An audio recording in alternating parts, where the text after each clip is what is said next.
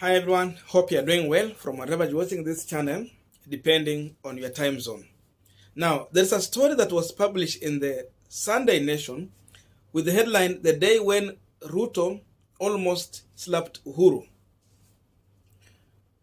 Now, most of the UDA supporters were taking this story as a witch hunt for William Ruto in this election. They were taking it as a fake story.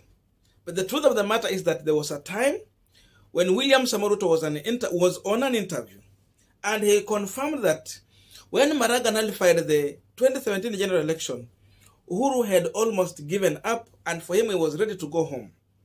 But Ruto was not happy with that, and he confirmed that he was almost going to an extent of physically slapping President Uhuru Kenyatta for trying to give up rather than preparing to go into a repeat general election.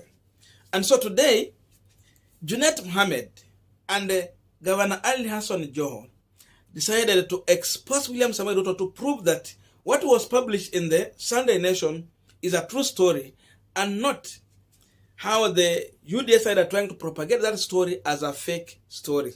So listen to this shortly while Junet Mohammed exposing William Ruto and giving a reason why Ruto should not be elected. Now we are continuing with the panel discussion, but just a quick request.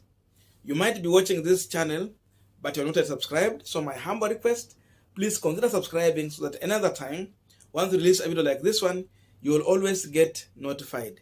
Again, to all our channel subscribers and anyone who drop comment, I must say thank you so much for your unconditional support.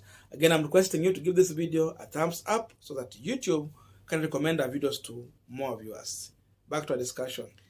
Now, I think today being a Sunday, it has turned out to be one of the worst days that William Ruto has ever faced in this country.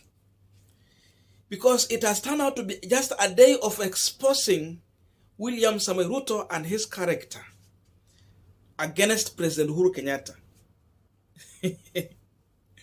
So generally, the public has been trying to incite William Ruto against the people of Mount Kenya region on his behavior towards the president.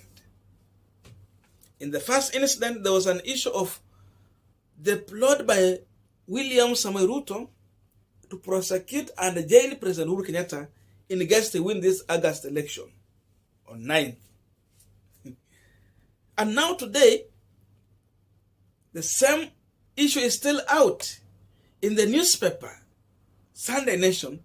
They are exposing how Ruto one day was almost going overboard to slap President Uhuru Kenyatta. And before they could conclude to defend themselves, try and propagate this story as a fake story, Junet Mohammed come out now openly to expose William Ruto when he was in an interview, confirming how he was almost going physical on President Uhuru Kenyatta. And there is a lesson to learn here. That William Ruto, when reacting to the issues, to some extent he goes with the emotion.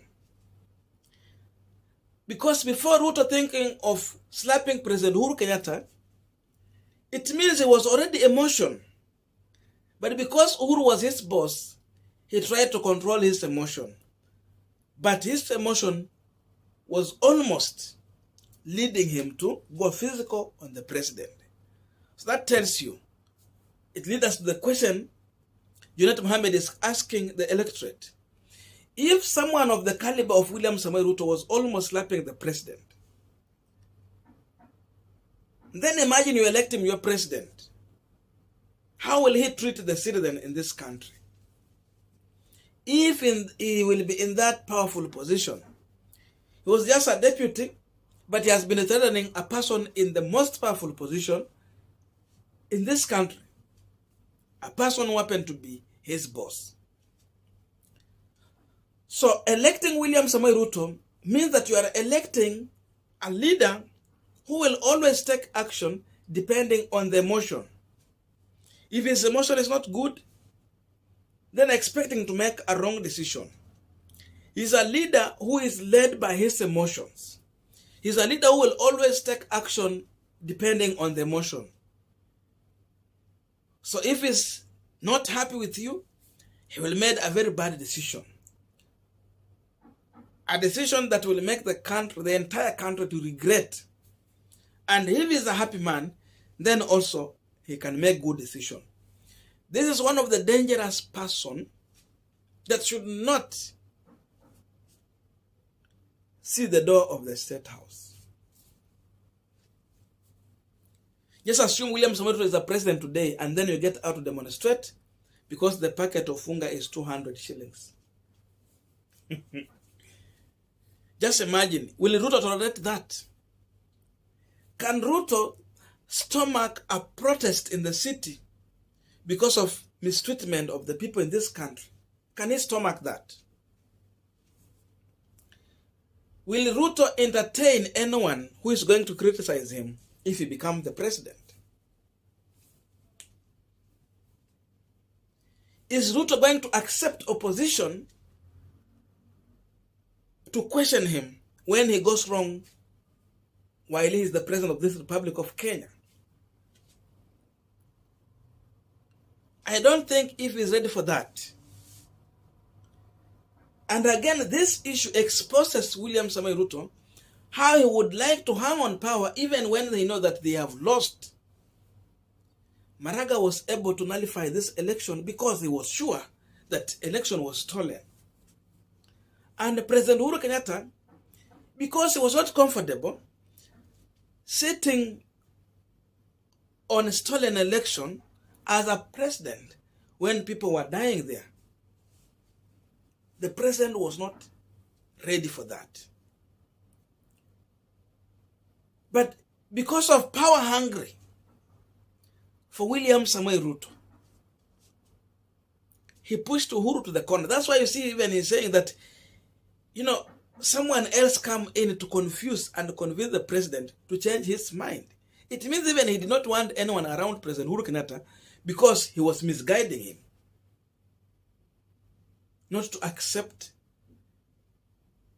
the verdict of the court. It means even Ruto maybe to some extent was going overboard even to tell the president to deal with Maraga. Before the president came out to say that he will revisit Maraga, it means Ruto was pushing him in that direction.